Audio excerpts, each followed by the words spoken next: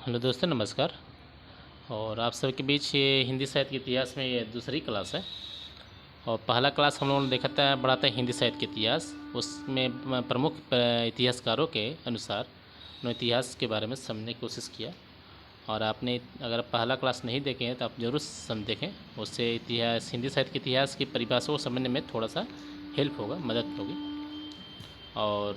और ये जो क्लास है आपके लिए हिंदी टीजीटी पीजीटी किसी भी स्टेट के हों, आप नेट जेआरएफ आदि की परीक्षाओं की तैयारी कर सकते हैं। ठीक है, तो आइए हम देखते हैं हिंद इतिहास लेखन की पद्धति या शैलियाँ या विधियाँ। जब भी हम लोग कोई भी इतिहास पढ़ते हैं तो को इतिहास पढ़ेंगे। बहुत सारे इतिहासकार हैं, जैसे रामचंद्र शुक्ल हैं, डॉक्टर रामस्वरूप चतुर्वेदी, हजारीप्रसाद द्विवेदी हैं। इन लोगों ने इतिहास, जैसे गरसा दत्तासी का इतिहास है, इस्तवार दलाल, लिटरेचर एंदोई हिंदुस्तानी, शिव सिंह सेंगर का है, शिव सिंह सरोज। तो ये लोग अपने इतिहास में कौन सी पद्धति का प्रयोग किए हैं कि ठीक है, तो उसी के बारे में आप जानेंगे। ज़्यादा 10 मिनट के आसपास का वीडियो होगा। आइए देखते हैं वर्णानुक्रम पद्धति। और वर्णानुक्रम पद्धति देखते हैं कि प्राचीन पद्धति है वह पद्धति जिसमें रचनाकारों का परिचय वर्णमाला के वर्णों के अनुक्रम के अनुसार दिया जाता है, उसे वर्णानुक्रम पद्धति कहते हैं। समझ पा रहे हैं? ये वही है, डिक्शनरी वाइज है, ये अल्फ़ाबेटिकल वाइज। जैसे जो वर्णमाला पहले आती है उसका परिचय पहले लिखेंगे। ठीक है, कहन। और जैसे अब आप जान लीजिए, जैसे कोई भी इतिहासकार जब भी इतिहास लिखने जब बैठा तो उसके सामने बहुत सारे कवि थे, मतलब हज़ारों कवि होंगे या सैकड़ों होंगे।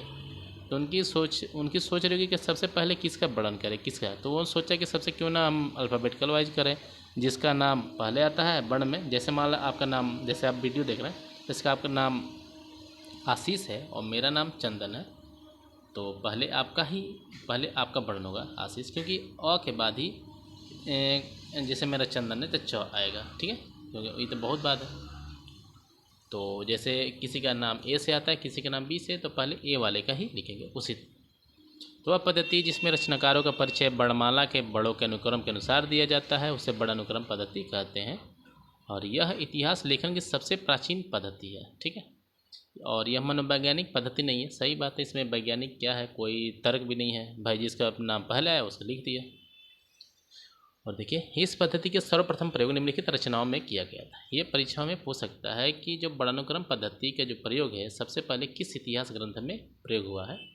तो आप बता सकते हैं इस्तवार दला लिटरेचर एंदोई हिंदुस्तानी। इसके लेखक कौन है? गरसा दत्तासी। और शिव सिंह सरोज एक रचना है, और इसके लेखक कौन है? ठाकुर शिव सिंह सेंगर। इन दोनों पुस्तकों में, इन दोनों इतिहास ग्रंथों में वर्णानुक्रम पद्धति का प्रयोग किया गया है। ठीक है, तो एग्जाम में पूछा जा सकता है कि इस शिव सिंह सरोज इतिहास ग्रंथ में किस पद्धति का प्रयोग हुआ है, वर्णानुक्रम पद्धति या कालानुक्रम पद्धति, जो आगे हम लोग पढ़ेंगे, या आलोचनात्मक पद्धति। ठीक है, तब बताएंगे। नेक्स्ट, दूसरे नंबर की पद्धति है कालानुक्रम पद्धति। कालानुक्रम पद्धति लोकप्रिय पद्धति है लेकिन सर्वश्रेष्ठ नहीं है। ठीक है, सबसे फेमस पद्धति है, अधिकतर बहुत से विद्वानों ने इसी पद्धति का प्रयोग किया है, कालानुक्रम पद्धति। ठीक है, इसमें क्या है, जिसका डेट ऑफ बर्थ पहले आएगा उसका पहले लिखना है। जैसे मान लीजिए आप, जैसे हमारा आप वीडियो देख रहे हैं, अगर आपका डेट ऑफ बर्थ 1994 है और हमारा डेट ऑफ बर्थ 1990 या 19 जो भी हो, अगर आपका 94 है तो और हमारा 90, तो सबसे पहले हमारे बारे में लिखा जाएगा, उसके बाद आपके नंबर। ठीक है, तो वह पद्धति जिसमें रचनाकारों का परिचय उनके जन्म काल के अनुसार दिया जाता है, उसे कालानुक्रम पद्धति कहते हैं। ठीक, यह सर्वाधिक इतिहास लेखन की प्रचलित लोकप्रिय पद्धति है लेकिन सर्वश्रेष्ठ नहीं है। और इस पद्धति का सर्वप्रथम प्रयोग निम्न रचनाओं में हुआ। निम्न रचनाओं में हुआ कौन से? एक ही रचना है, एक ही क्या है, प्रथम ये है, प्रथम रचना है। सबसे पहले अगर जैसे कालानुक्रम पद्धति का प्रयोग सबसे पहली बार प्रयोग हुआ है तो the modern vernacular literature of Hindustan, इसके लेखक कौन है? George Abraham Grierson. ठीक है, जॉर्ज अब्राहम ग्रियर्सन।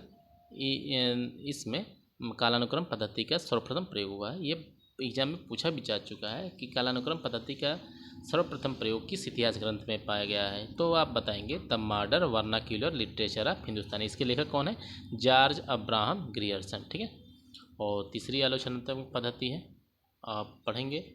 आलोचनात्मक पद्धति में इसमें गुण व दोष दोनों की व्याख्या होती है। वह पद्धति जिसमें रचनाकारों के परिचय से ज़्यादा रचनाओं के गुण दोष बताने पर बल दिया जाता है उसे आलोचनात्मक पद्धति कहते हैं। ठीक है।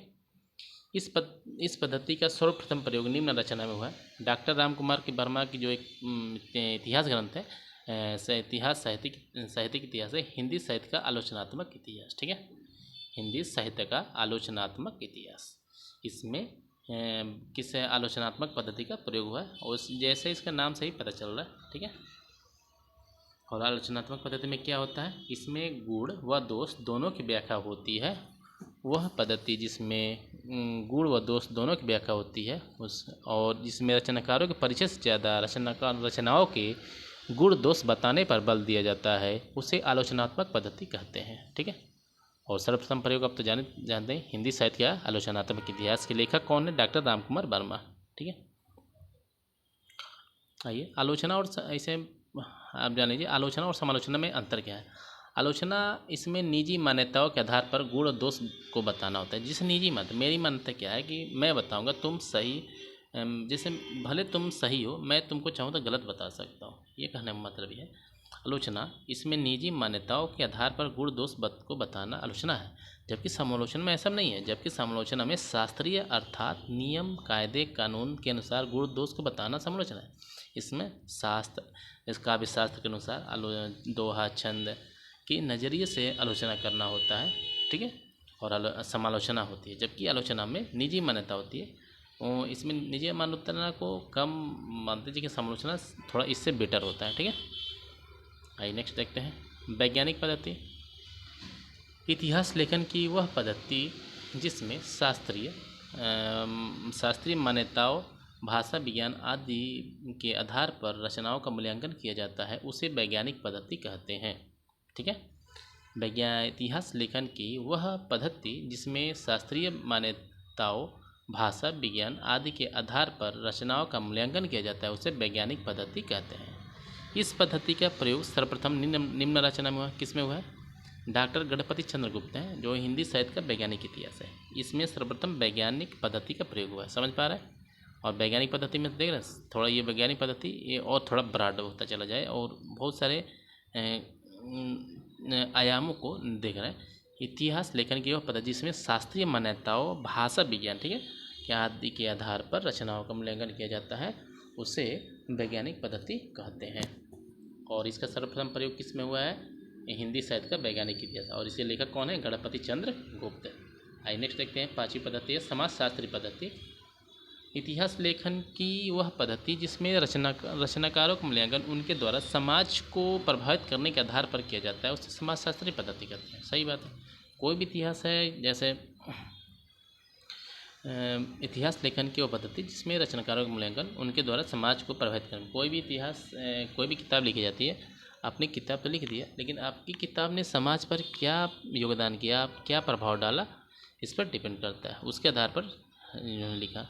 और निम्न रचनाओं में समाजशास्त्रीय पद्धति का प्रयोग हुआ है।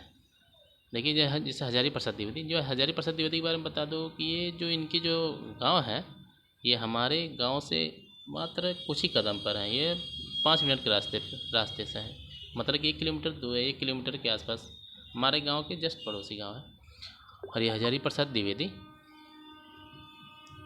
और हजारी प्रसाद द्विवेदी की जिनकी रचना है हिंदी साहित्य की भूमिका 1940, हिंदी साहित्य का उद्भव व विकास 1952 और हिंदी साहित्य का आदिकाल 1953। ठीक है।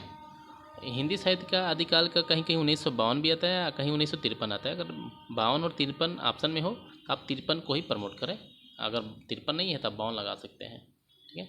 हजारी प्रसाद द्विवेदी का जो परिभाषा का रचना क्या है, हिंदी साहित्य की भूमिका 1940, हिंदी साहित्य का उद्भव व विकास 1952 और हिंदी साहित्य का आदिकाल 1953। ठीक है।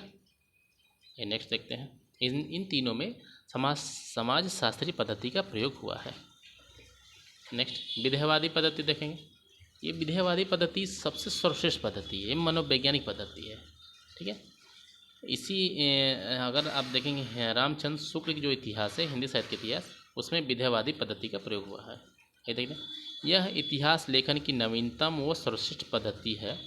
जिस पद्धति में रचनाकार का जाति, वातावरण, क्षण, युग, विशेष की प्रवृत्ति, भाषा का विकास क्रम, शास्त्रीय मान्यता और रचनाकारों की समाज को देन आदि सभी आधारों पर रचनाकारों का मूल्यांकन किया जाता है, उसे विधेयवादी पद्धति है। अब इतने सारे कोण आयाम लेंगे तो भाई सर्वश्रेष्ठ तो होगा ही।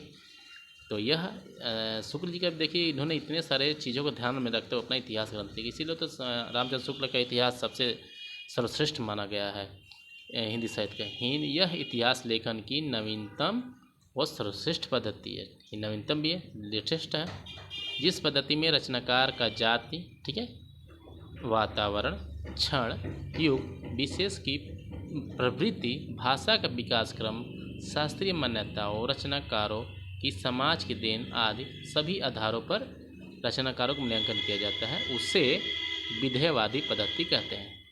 विश्व में इस पद्धति का प्रयोग सर्वप्रथम टेन या कहीं तेन भी आता है ने किया, इसीलिए उन्हें आधुनिक इतिहास का जनक माना जाता है। आधुनिक इतिहास का जनक किसे कहेंगे? टेन को कहेंगे, ठीक है। और विश्व में इस पद्धति का सर्वप्रथम प्रयोग किसने किया था? टेन ने किया था, इसीलिए उन्हें आधुनिक इतिहास का जनक माना जाता है। हिंदी के साहित्य इतिहास में इस पद्धति का प्रयोग सबसे पहले आचार्य रामचंद्र शुक्ल ने किया। हिंदी के साहित्य इतिहास में इस पद्धति का प्रयोग सबसे पहले आचार्य रामचंद्र शुक्ल ने किया, ठीक है। और इस पद्धति में दोहरा नामकरण काल के आधार पर तथा प्रवृत्ति के आधार पर इस पद्धति की विशेषता है, ठीक है। हिंदी साहित्य इतिहास में इस पद्धति का विधेयवादी पद्धति का प्रयोग सबसे सर्वप्रथम अगर भारतीय इतिहासकार ने किसी ने किया है तो किसने किया है? शुक्ला जी ने किया है। और ठीक है, और इसी पद्धति में दोहरा नामकरण की प्रवृत्ति रही है। जैसे आप देखेंगे आदिकाल या वीरगाथा काल, पूर्व मध्यकाल तो उसको भक्ति काल, ठीक है, उत्तर मध्यकाल तृतीय काल, ठीक है, और ठीक है, आधुनिक काल कहीं वर्तमान काल, ठीक है। हमेशा मैंने हर काल को दो, एक काल के अनुसार, एक उसके प्रवृत्ति के अनुसार, ठीक है। इस पद्धति में दोहरा नामकरण काल के आधार पर तथा प्रवृत्ति के आधार पर इस पद्धति की विशेषता रही है। तो आपका ये आपका हिंदी साहित्य का इतिहास में दूसरा वीडियो समाप्त होता हुआ। नमस्कार। अगर आपको वीडियो अच्छा लगा होगा जरूर से लाइक करिएगा और सब्सक्राइब भी कर लीजिएगा, ठीक है। अगर जल्दी ही मिले अगले वीडियो में आएंगे। नमस्कार, धन्यवाद।